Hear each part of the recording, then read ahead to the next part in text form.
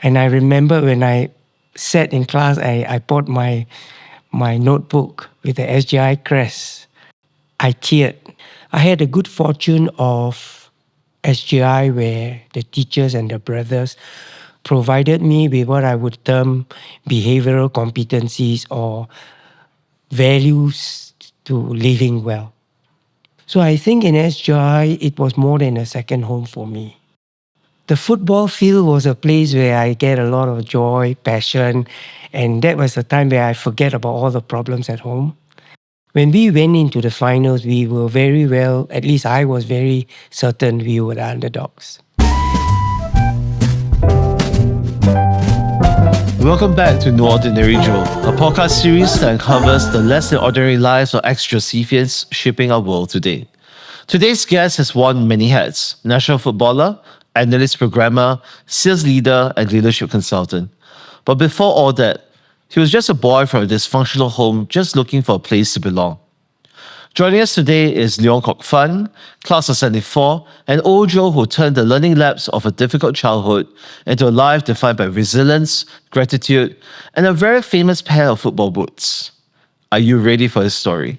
But first, we'll be right back after this message from Simon Sell, president of the SGI OBA. Dear Josephians and friends, hello. Whether you're kicking the ball or getting kicked in the face by life, you just never know what's coming next. You have to keep the faith to keep carrying on. And that's what really stuck with the guest today on today's episode of No Ordinary Joe. Thank you for letting us be a part of your day. We really appreciate you tuning in. And remember, we want to hear from you. If you have a story that needs to be told, please reach out to our secretariat at the SGI OBA, 8628-9678. And in Josephian tradition, let us remember now and always we are in the holy presence of God. In the name of our Father, Son, and Holy Spirit. Lift Jesus in our hearts. Over to you, Jason. Funny, it's really a pleasure to meet you in person. I heard so much stories of you. You truly are a legend. So thank you for joining us on this podcast. Thank you, Jason, for having me here. So I want to start with a little contrast, right? Because most people know you and see you as the Singapore legend. But back in the 70s, you were just a boy from Winstead Primary and Willie Secondary School. How did you find your way into SGI? Well, it's interesting because I suspect it's a plan that has been crafted by my late mom and my late sister. One fine day, they came to me with an envelope, and then they asked me whether I would go to a school. And they were Cantonese, right?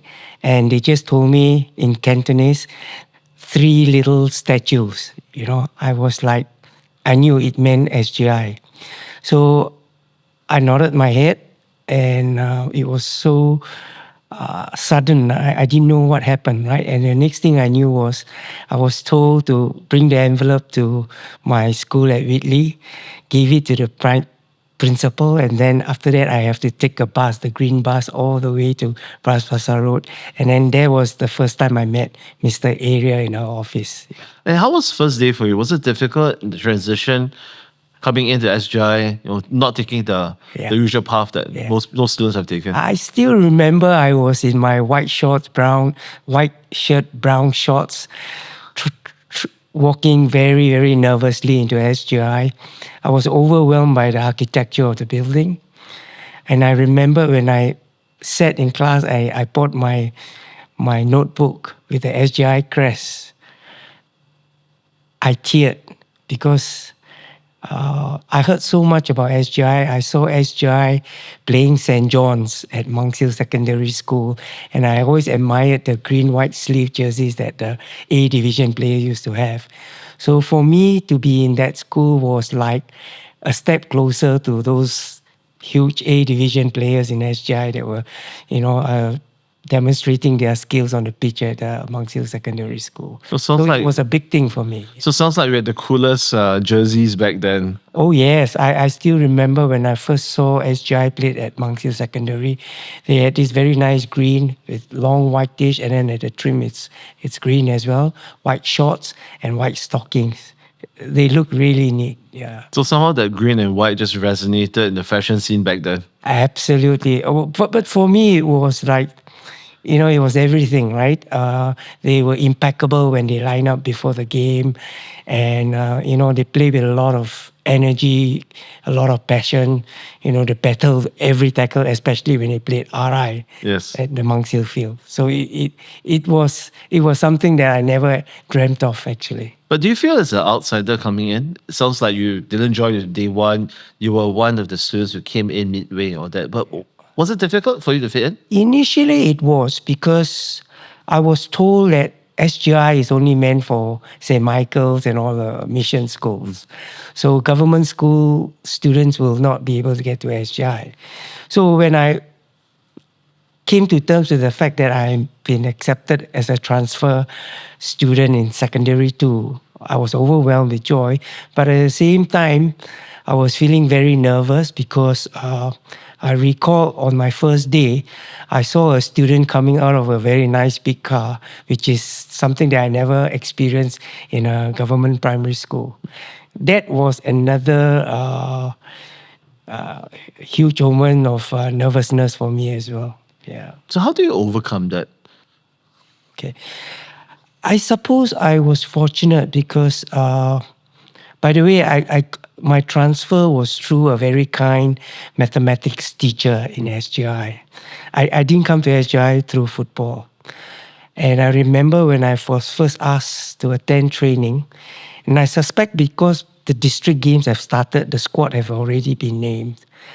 And I was asked to juggle before 24 players in the squad. That was, I would say, the definition of the word challenge. Yeah. So fortunately, I was able to exceed expectations, and like they say, the rest is history. And it sounds like you were leader of the squad as well, having to manage the team of 24. Well, I joined in Sec 2, so I wasn't the leader, but I think from the practices and from the friendly games as well as city district games, I did not feel out of place because I think the players accepted me as one of them. And I think the benefit of playing a sport like soccer is that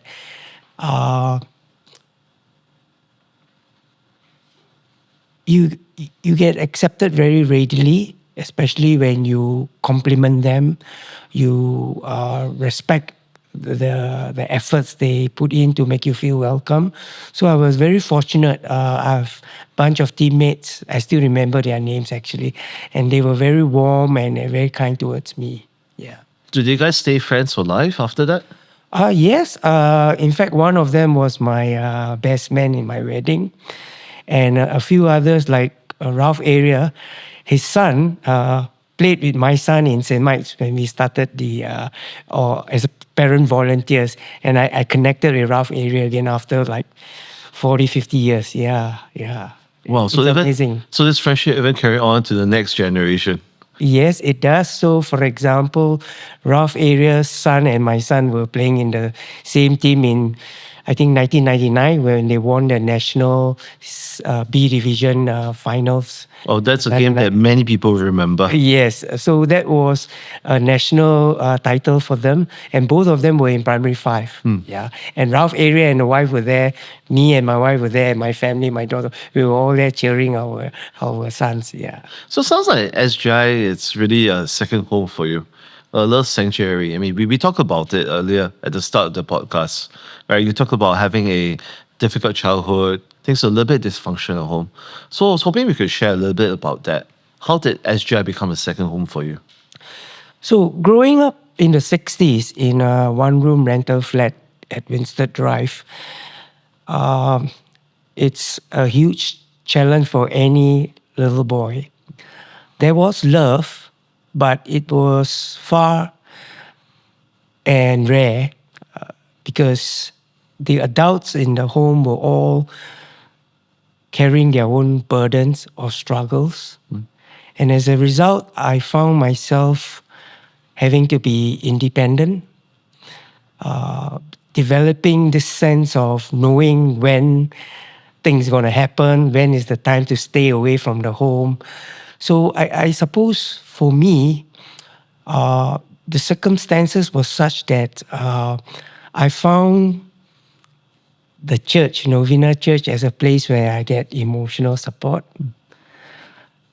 The football field was a place where I get a lot of joy, passion, and that was the time where I forget about all the problems at home. And then the classroom was not that I like to be in the class, but instinctively I know that the structure in a classroom would actually provide me with hope. With hope, you say. Yeah, Why hope? hope for a better life, hope to get out of this environment of deep poverty. And I think when I went to SGI, the environment actually provided me with what I would term my emotional stability. From the chapel, I get spiritual and emotional support. From the football team, I found acceptance, nurturing, as well as confidence. And then in the classroom, I felt that I was accepted as one of them. I was not a stereotype, neither was I being prejudiced against because of my background. So I think in SGI, it was more than a second home for me. It was a place where I seek refuge. I do look forward to centralized training, by the way. Okay. I do, because I get free breakfast, I get free lunch, you know, and I get my shower in the school toilet. And I get to sleep in a nice mattress with my teammates in the hall. Those were memorable experience that I felt gave me the sense of belief, the sense of I can go further than where I was, and the belief that somebody up there, it's waving a magic wand for me. Yeah. So it's this young boy finding his identity with the guiding spirit, right, showing him the way. Interestingly enough, I grew up subconsciously knowing that I have to work hard, I have to train hard, I have to do my homework, I have to pray for sure. I pray most of the time, especially before the exams or the tests. But I'm also acutely aware that the outcome is actually not in my hands. And that is the reason why one of the greatest takeaway for me from the Last Silent Brothers is faith. Faith in knowing that the sun will rise again the following day. Let's talk about that because you came in Sec 2, right? I'm sure that the towering Lasalle brothers that you met will have been a very different figure of authority to you coming in from the outside. How was the experience for you? The two aspects of it struck me. One was physical. In their white robe, instinctively, I felt that I have to show respect because at that time I couldn't differentiate between a priest and a brother, right? The second was through my interaction with the brothers, I realized that they treated me with kindness like they treat the rest. They accepted me as one of the SGI students like the rest. And I felt that was very, very comforting. Did any of the brothers stand out to you? Anyone you remember fondly over the years? Brother Patrick. What about Brother Patrick? What is it about him that, I look at you smiling right now. It must be really good memories with Brother Patrick. Yeah. So I remember as a young boy, wearing long hair was a bit of a trend, right? And I remember one of the final year, in fact, it was in JC, and this is still Brother Pat, he was my principal. And I just finished my Asians schools representation, centralized training. The tournament was held in Singapore at National Stadium. We emerged third. We had a very good tournament. And the tournament did not end till about end September, and I was sitting for my final A levels, right? And like most students, we study last minute, right? So I remembered I have neglected to keep my hair trimmed, neat. So one day I was trying to evade him in college, and I thought I evaded him. As I was running up the steps, there he was looking right into my eyes. And it was a classic case of an 18-year-old boy just rambling on and on, all kinds of excuses, knowing that I have failed him because my haircut was not up to the mark, right? Half expecting him to give me a reprimand, he was very silent. He just looked into my eyes. And then he looked at me, not with an eye of a reprimand, with eyes of love and care. He said, "Have faith." And I thought I had a big escape, so I turned, started on my way, and then his voice became stern. As I turned around and looked at him, he told me, "Go have a haircut."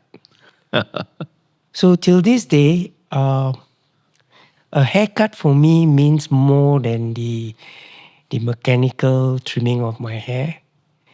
It always reminds me of the two words that Brother Pat have passed on to me, and I've held on to it till this day, including this interview. Wonderful. Have faith. Yes. We're going to talk about that very much later. But I want to take that faith and that you have in school, brotherhood, and bring that faith to the soccer pitch. Because you had a amazing journey on the soccer pitch. Let's talk about that. Right. That was I would say before the National Stadium. Right. There was this thing about Farrer Park 2 p.m. I did my research. Right. It's the days where everyone goes for training, blazing hot sun. There was no glamour. Right. And there was this iconic Uncle Chu Sing Kui, right, who was like a coach, mentor to all of you. Perhaps you can share more about the experience. So that was, I would think, a pivotal moment in my football aspiration. It was in 1971, June holidays. I was still at Whitley Secondary School. I was in the school team. So one of my seniors, who was a keeper then, he asked me to join him for a game that same Saturday at 2 p.m.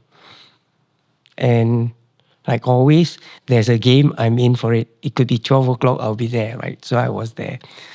And from my place, I actually have to walk or half run through a cemetery, which is now the KK Hospital.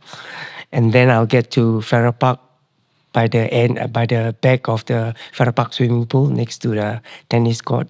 I ran across the field, and there I saw this towering gentleman, right? Peranakan looking with a booming voice. And there were a lot of young boys, juggling with the ball. So I went up to him, recommended by my friend Mohan. And then after a few words, he asked me to juggle with the ball. I did that. And then the next thing I knew, I was part of this squad training together. And that's when I realized there's such a thing called football training, right? Because in my earlier years when I played football, it was just two sides. Get on the pitch and you play with whoever is willing to play with you. And most of the time I play with boys, 3 years, 5 years my senior. I get beaten up by them, but I just play, right? So this was a time where I realized there's such a thing called soccer drills. But the soccer drill was also a rude shock because I find myself and some of the other talented players who made it to the national team, we would spend an hour or two just throwing the ball in the air and just cushioning it. Or we would spend hours just dribbling between sticks with the inside foot, the outside foot, the instep. And that was the first time I realized there are so many parts to my foot, inside, left side, instep, back heel. It was such a revelation, right? That just the anatomy of the body, there's already so much to learn, Yes. left alone football, right? So I remember that June holidays, rain or shine, by 1:55, I'm all geared up because that was what Coach Lee Uncle Chu said. If the training starts at 2, you don't come at 2. You come ready and warm up before 2. So that lesson have never left me actually. And what was Uncle Chu like? It sounds like a father figure, a coach. Do you have any stories that was never told of him that only you knew? Yeah. So my interaction with him was pretty intimate because I do spend time at his sports shop, Maju Jaya. A couple of things struck me in my interaction with him. One, he has a very sharp eye for talent. And he won't hesitate. He wouldn't hesitate to share with an aspirant that he may be better off doing 100-meter sprint. He'll be as direct as that. Yeah. But Uncle Chu has the other side of him that not many people are aware, is that he was very, very generous. For many of us players, we used to get complimentary shots from his sports shop, Maju Jaya. And on certain occasions when he know that we needed help with our boots, for some strange, uncanny moment, a pair of boots would just appear before we start our training, right? But I recognize he has this ability to also not only impart basic skills and good team tactics to the team, he has a unique way of allowing players to keep their individuality without compromising team cohesion and structure. I've been through many coaches, including foreign coaches, and without a shadow of doubt, I think the late Uncle Chu has left an indelible mark, not just on football. I think when we left Malaysia in the late 60s and into 70s and 80s, Singapore was still going through what I call a very developed phase in their journey. And I think there was a high level of unemployment. And when Uncle Chu brings a team to the National Stadium to rally the fans, it was also a way of rallying the country and put aside all the worries about income, jobs, to give everybody a sense of pride in the country. And I think that's what Uncle Chu did, or his contribution to the nation is more than football. So you use sports to really bring everyone together. Just live for the moment. It was a YOLO moment for all of you back then. You're absolutely right. Not only it brings people together, it inspires many to do better the next day. I can feel the inspiration from you. Any words of wisdom that he gave you that you hold on to closely today from Uncle Chu? Yes, I remembered in one of the training sessions where, as young boys, we like to dribble, right? So I used to dribble quite a fair bit. And I remember one session, he pulled me aside. And I thought that was one of the masterpieces of Uncle Chu. He shared with me how when receiving the ball, I could be just half turn. And as I receive the ball, look up, look at the movement, stroke the ball firm, crisp to the player of the ball. And after that, move immediately so that you give an option to the player receiving the ball. It's uncanny, When I was a parent volunteer at St. Mike's in 1999, that was those instructions I gave the kids, and we only trained once a week on Saturday morning. As recent as last week, when I was watching my father and some team play at Sports AG Field, that was the same thing I told the players, right? You need to have a good rest this weekend before you start work on Monday. The last thing you want is to get injured. So the way to play the game is keep it simple, play, move. And they did very well. They enjoyed themselves. So I think that's something that I find that it's like a pound of gold, in your hand. So it's like giving the sports a soul, allowing you to actually have the longevity of it. Something that you can play for the long term versus something too impactful and having it too short term. Actually, building on what I've said earlier on, there's another thing that Uncle Chu have taught me, which I hold very dearly. He taught me how to live well. For example, some of his phrases are still ringing in my ears.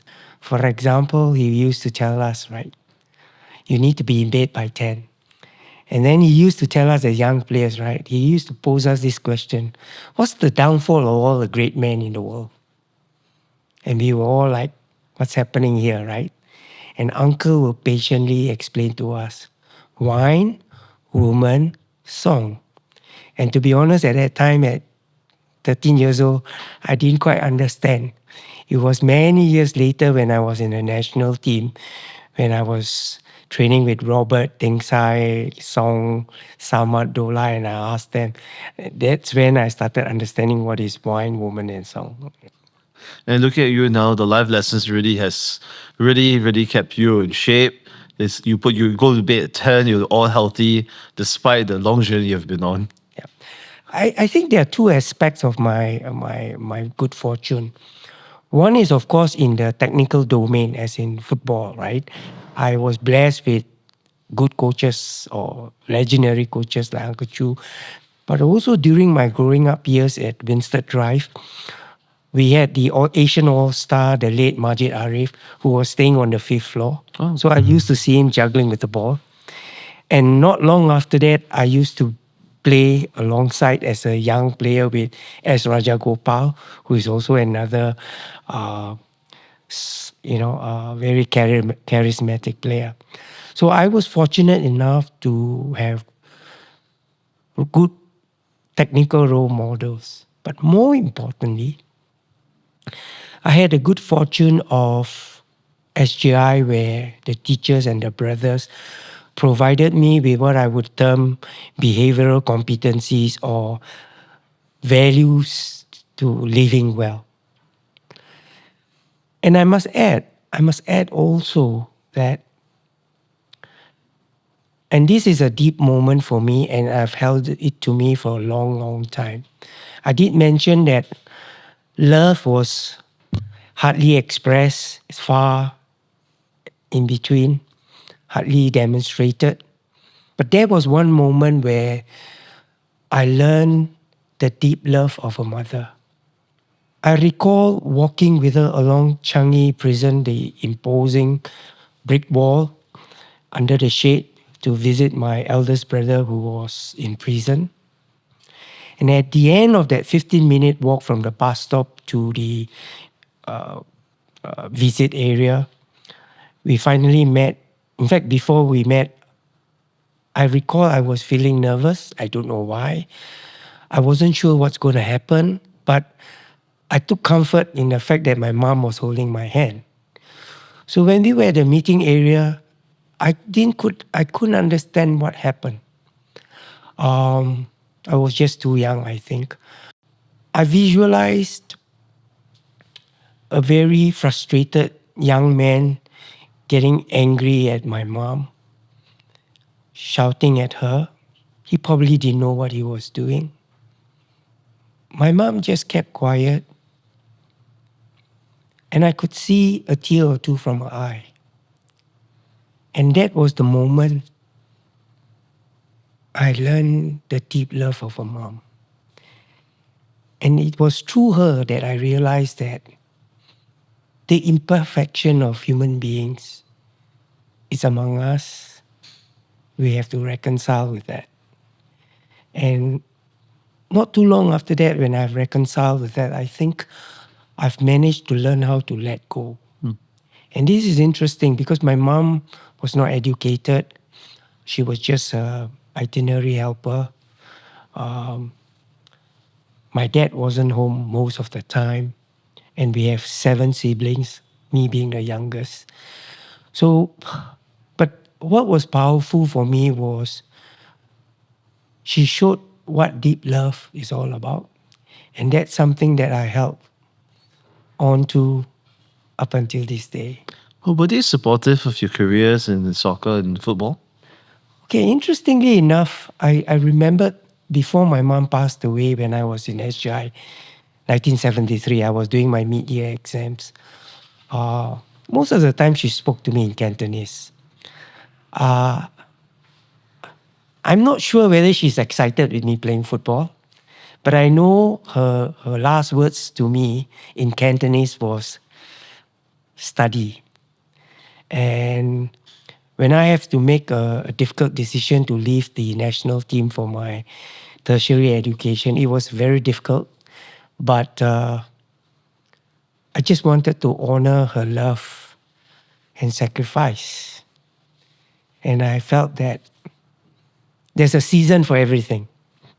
So I think that at that moment when I decided it was a season of education rather than football. But having said that, when I was away, I used to play a lot of football too. First year I did not because in my second year I did not because I transferred over there from first year engine in NUS. But the second year I was just wanted to make sure that I'm okay in my studies. But thereafter, I have opportunities to play in a summer league and all that. I still enjoy my game, but of course, it's not at a national level. But then that's why the Lasallian brothers taught us, right?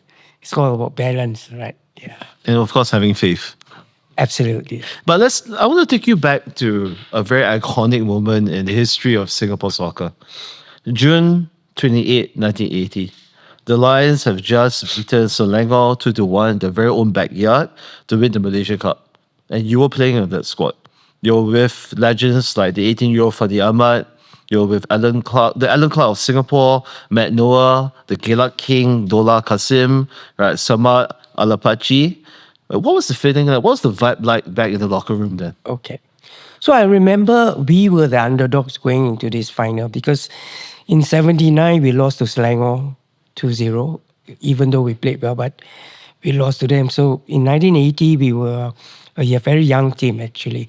And you compare player for player, Selangor was definitely the favourites going to the final.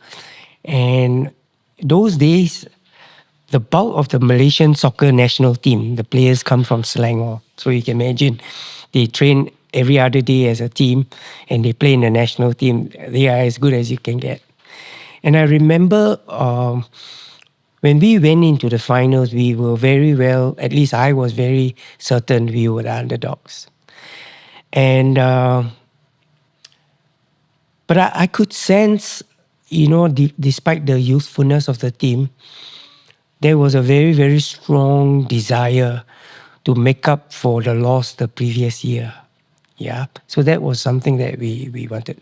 Secondly, I felt that even though we were a young squad, except for Samad, who was our senior statesman in the team, Matno was also my senior, but the rest of the players were actually very, very hungry for success.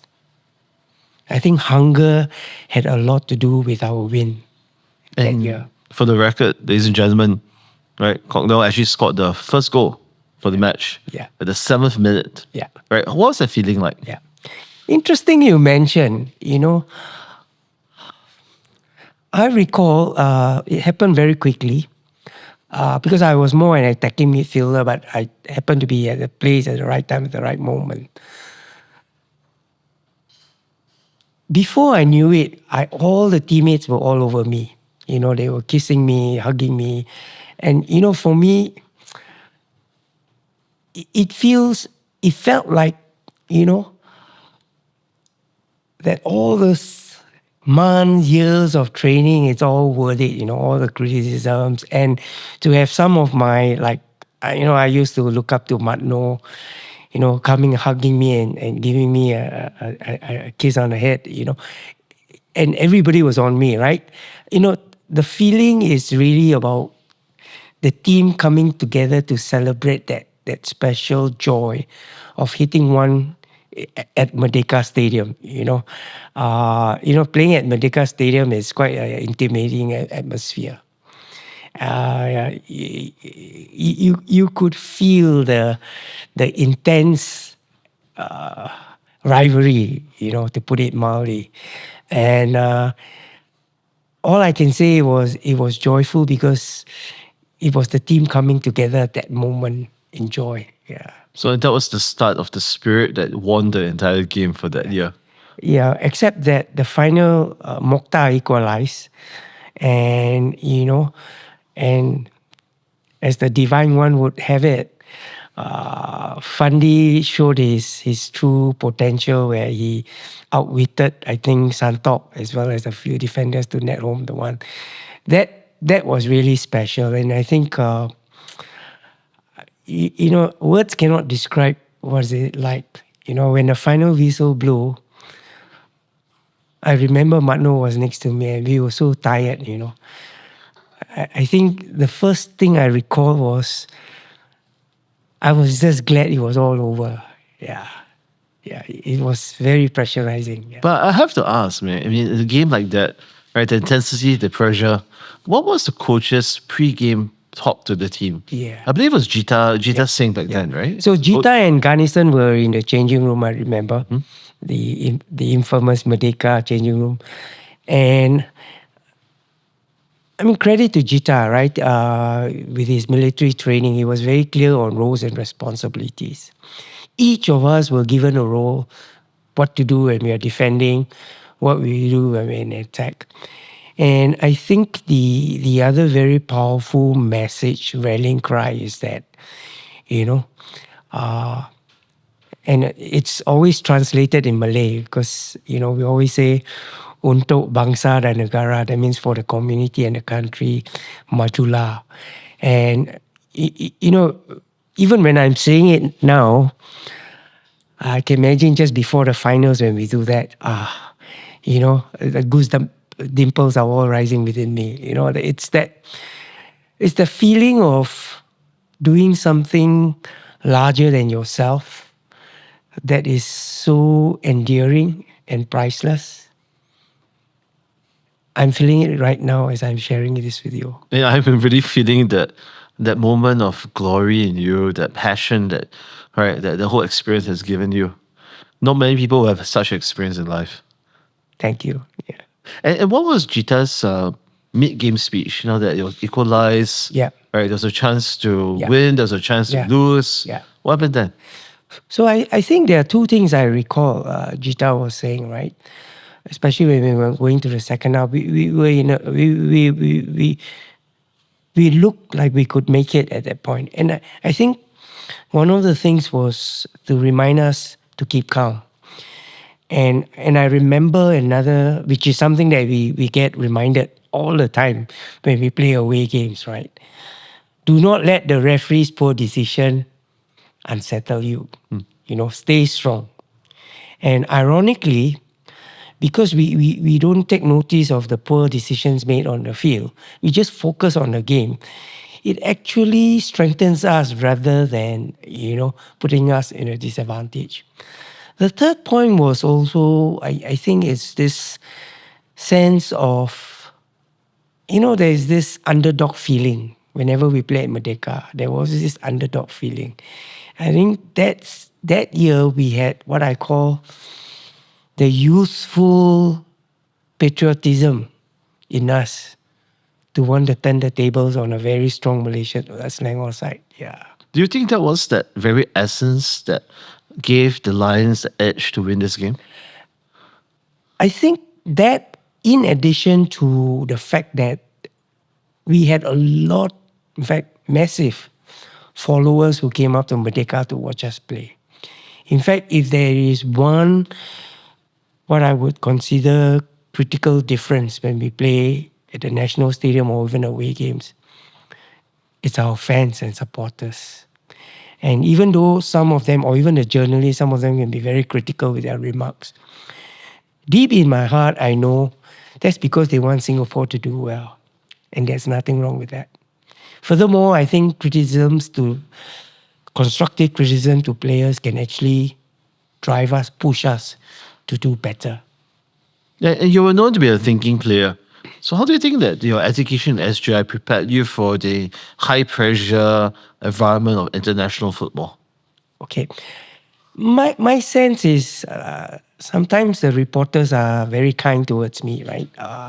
I think what I strive to do with guidance from the coaches and experienced players is to find the pass between two defenders into space for the striker to finish it off.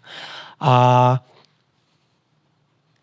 Coincidentally, I enjoy doing that, especially after the late Chu's pivotal advice about not holding on to the ball.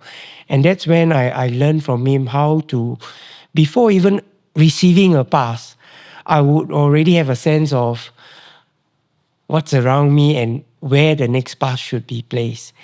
And I think those hours of juggling with the balls under the hot sun has given me this sense of the the the the stroke of the ball, the weight behind the ball to make sure that it's not too soft, at the same time not too hard that it gets to the keeper, but enough into the space where the on-running forward, Matno or Dola, can go on and latch onto it. So I think the whole notion of thinking is about basically translating to the ability to be aware of your surroundings and be quicker to play the earlier pass so that you can move one step ahead of your opponents. To give you spatial awareness, lateral thinking, Absolutely, absolutely. Yeah. the works that will prepare you for corporate world later in life. Absolutely, absolutely. In fact, of course, in the corporate life, you also have to deal with political correctness, politics. But in sports, I think it's all about ability, objectivity. And this is where I think there is a little bit of adjustment for me into the political life, because coming from an environment where it was intense, it was always on the go. I think going into the corporate world, there's one area that I will have to work on, and I'm still working upon on it. It's about empathy. It's about putting yourself in your colleagues' situation and how you can inspire them. And I think in my growing up years, and back to my earlier environment, till this day, I'm fortunate enough to have a very close relationship with my siblings. But deep in my heart, I feel that I could have been more empathetic towards them as well, even though I was the youngest, even though they were also journeying, carrying their own burdens, you know. But I felt that even though I was saddled with challenges, I could have been more empathetic. But I suppose the learning lab was designed that way. I just have to adapt. So I think the make-up time for me is that after my active playing days and when I got into the corporate world, I realized that the same determination, the same competitive desire will work in certain cases. But when you have a diverse team members where not all of them have played sports, some form of empathy will go a long way. No, but wouldn't you say that empathy is the very core of teamwork?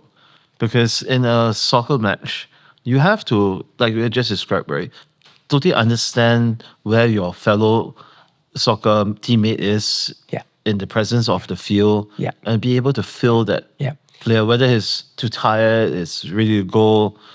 That became a very inert skill that you pick up along the way. So you find that in a soccer game or sports, especially in the realm of excellence, performance, high performance, you find that this competitive streak is prevalent in all sportsmen. And in that context, if you drive hard, most, if not all, will not take it personally because they know it's for the sport.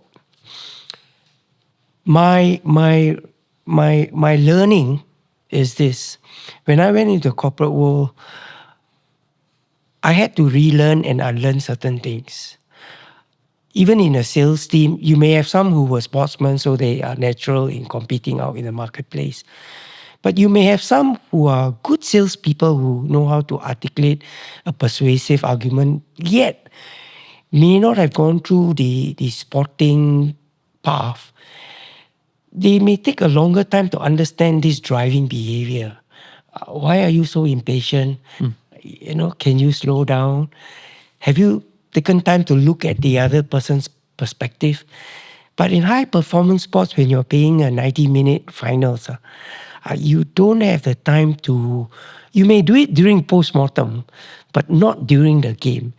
So I find that for me, the adjustment in the corporate world was an area where it's the empathy to be able to blend it very elegantly, not so much straight in the face, but elegantly in a very subtle manner, so that each member of the team do not feel that they have to be a sportsman to be successful. But talking about that, right? I mean, I want to take us back to a very iconic second phase of your soccer career. 1985, you were playing in the Southeast Asia Games back then. Yep. What was the football culture in Singapore? Yeah. You came out of the Win, Yeah. Malaysian Cup, and now Southeast Asia soccer. Yeah. Yeah. So I remember I came back from I finished my com science degree in 84. I started working in 84. Then I was invited back for national training. So in 84, 85 was just go to work, finish at 6, rush down to Jalan Besar Stadium for training. We train every night. And then rush home for dinner. And then early morning, get to work. So for 1.5 to 2 years, that was my routine, right? So we had a very good team. We made it to the finals in SEA Games. We met Thailand in the finals. I felt that was the year where we truly had a 50-50 chance of getting the goal. We had a very, very good side. We beat Malaysia in the semi-final. And then we met Thailand. In fact, in the first half, if not for poor refereeing, I personally felt we could have gotten a penalty, and that would have changed the game, actually. But I still had fond memories of that year, playing alongside many of my friends, Sundram, Terry Padmanabhan, Fandi, Malik, Razalisa, David Lee. It was, for me, it was a huge privilege. Especially, I have stayed away from the national team for about 3 years for my overseas education, and to be able to, get a place in the first 11 to play in the final was really a privilege and an honor. And I have to be very thankful for the coaches and the players for having faith in me. Yeah. Even up to now, I can feel the spirit of the sport through you. Yeah, it's in me because I think soccer, in fact, hasn't left me in my life. It could be in my family or professional life. I feel very privileged because I think there are a lot of great learnings from soccer. In fact, in my professional work, many a time I use soccer as an analogy to raise the profile or to raise the teaching moments of inspiring, the teaching moments of being persuasive, and the teaching moment about bouncing back. So I'm truly blessed in the sense that not only it was a refuge for me when I needed some joy in my childhood adversity, but in school it was in a way a catalyst for acceptance in school by friends, by peers, because football was popular. If you can play football, it's easier to make friends, right? And then, of course, I think having represented the country and having it as part of my resume, I suppose it can be said quite under ordinary. But why do you think it's so difficult to replicate this Kalang spirit, this soccer Kalang spirit in this modern era today? I think the circumstances have changed in the sense that, see, in the 70s and 80s, or even in the late 60s, we were quite recent from our departure from Malaya as an independent country. And in the first 10 years of our independence, I think even maybe 15 years, there were still relatively high unemployment. There were still the education level were not up to speed. I still remember those days. Just before me, I remember if you are an adult, you get a grade 1 in GC exam, you were like the hero in the society, right? So I think at that period, there was a vacuum in the sense that while we work hard, we wanted to do well, and we didn't have natural resources. But as a people, we needed some outlet. And there were no McDonald's, there were no pubs, no nothing. So football was something that got the people together. And I remember on Saturday, Sunday when we play our weekend games, before we even come out of the stadium, it was packed, right? And tickets were $1 or $2, and you find families there, and they were cheering. And I remember when I started working, some of my colleagues were telling me that, they used to queue up and buy tickets and all that, and they said, and they shared with me that, they brought the family together, and then they argue on the way home whether the goal should have been given, the referee should have awarded. But think about it. Those were the moments that were created, rippling effects from the game that got family talking, coming together. It's just not people coming together. It's also families coming together over dinner, talking about whether Kim Song should have scored or headed over, whatever. But it gave people reason to converse. And I think because we were, and maybe it was precisely because we were a developing nation and we needed to work hard, I think the winning, be it beating Kelantan or Pahang, was the seismic joy of the country celebrating together, despite being a poor country. So I think to replicate that environment it'll be a big ask, because the scenario have changed tremendously. The population is more educated. The young have more choices. Because those days, I mean, it's a fact, the poorest play football because you don't have to pay for field. You just get, even if you don't have a ball, you roll up in newspapers, put rubber band, you can play two sides. Or you use some discarded tennis ball, you can play two sides. Yeah, it's free. So I think it's also got to do with our socio-economic conditions. Yeah. What will be interesting is that a couple episodes ago, we interviewed the former principal of SJ, Professor Koh, right? And he actually mentioned that he brought back soccer for that one reason, the unifying effects of the sport, right? So if I have to throw to you a challenge, right, is to say that, if you're speaking to a young ordinary Joe today who is a star athlete and is being pressured to focus only on his studies, what would you say to him? I would say to him, follow your passion. For the following reasons, right? My journey has been one of following my passion, and it made my journey easier rather than harder, because then the academic is, I have to do it, I finish it, then I can go and enjoy it. So you actually have a huge opportunity to hone your time management skills. You have a huge opportunity to learn leadership skills, coping skills, how to win and how to lose and how to bounce back. These are things you don't learn in physics or mathematics. You learn by playing with others. You learn by failing on the field. You learn by being criticized. You bounce back from doing better. And I think those qualities, those behavioral competencies, are likely to predict your career success more so than your academic performance. And you took a pivot to that. You pivoted from sportsman, right, with all these characters that you developed through the experiences you had through the sport, into leadership development today. So I want us to just share with us that journey. How did that happen for you? It was interesting. I was in technology for many years, actually, since the 80s. And then exactly, I think, 18 years ago, the CEO of a UK consulting firm was in town, and they were looking for a person to head their office in Singapore. My predecessor was occupational psychologist, as in a consultant leading the practice.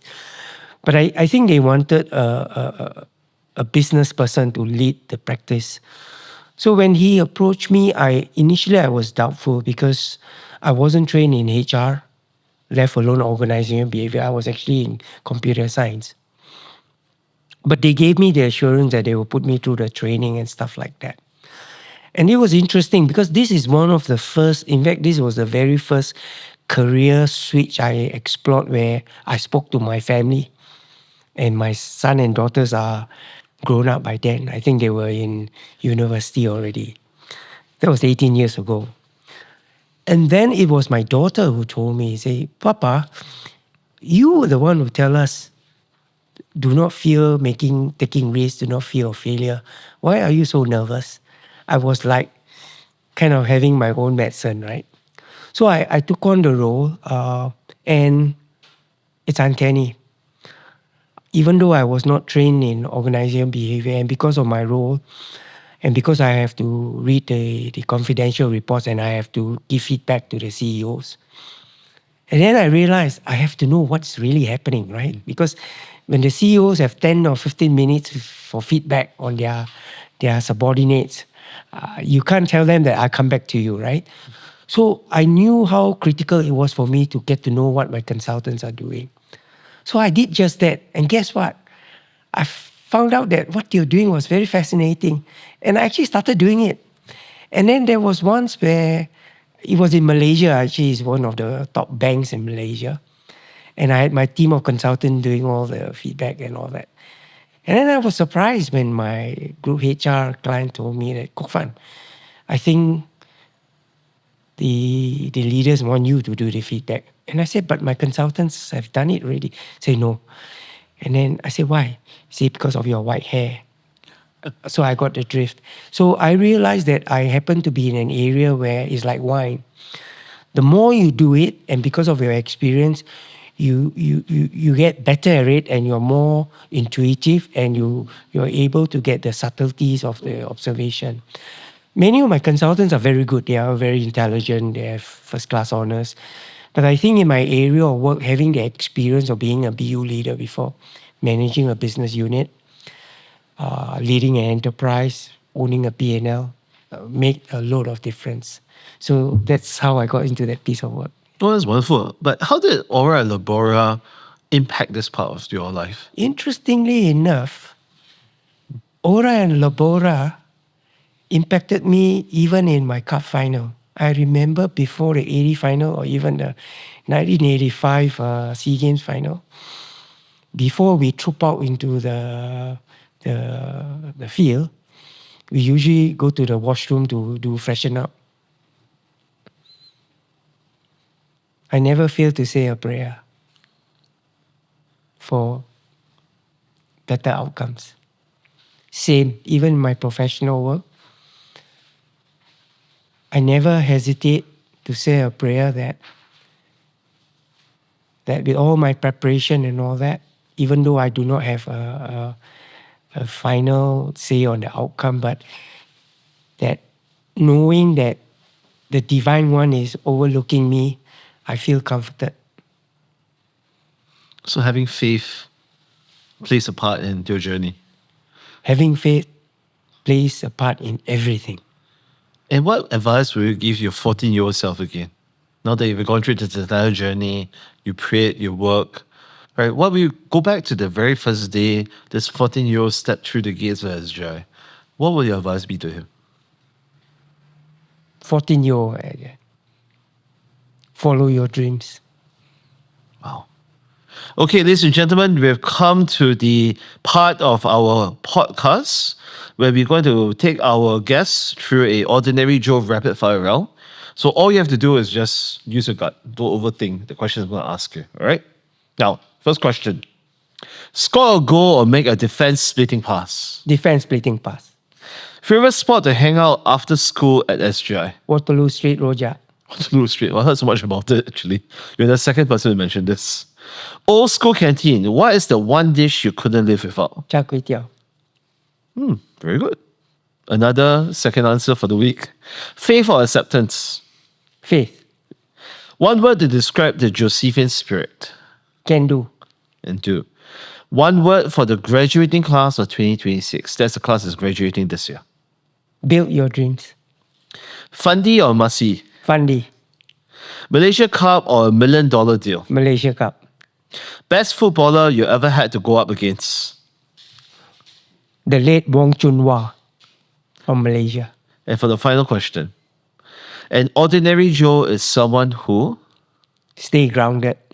Thank you. As always, we'd like to end each of our episodes with a small challenge for our listeners and viewers. So, something that embodies your Josephian spirit. So, what would your challenge be to our listeners today? Well, whatever aspiration you have or whatever you want to achieve, take the baby step. Thank you. Thank you. Thank you. You have really given a lot of spirit to this episode. So, have faith, ladies and gentlemen. We'll come to the end of today's podcast. Thank you very much. Thank you. Kok Fann, you've shown us that being a Josephian means being a man for all seasons. You proved that you can be a champion on the grass and a leader in the office without losing your values. To our listeners, that was Leong Kok Fann. A reminder that life isn't about choosing just one lane. It's about having the faith to master whichever you're in. If Kok Fann challenge spoke to you, give it a go. If his story sparked something, share it. Whether you're from the class of 74, 98, or 2025, stay curious and keep it fresh. After all, even an ordinary Joe can lead a life less ordinary. Thank you for joining us for episode 5 of No Ordinary Joe. It's been a privilege sharing these stories from our old Joes. Make sure to catch our next episode. You can watch us on YouTube, listen to us via Spotify and Apple Podcasts. I'm Jason Chen, and this has been No Ordinary Joe. Until next time, see you again. Okay lah, whack lah, whatever lah. Hello.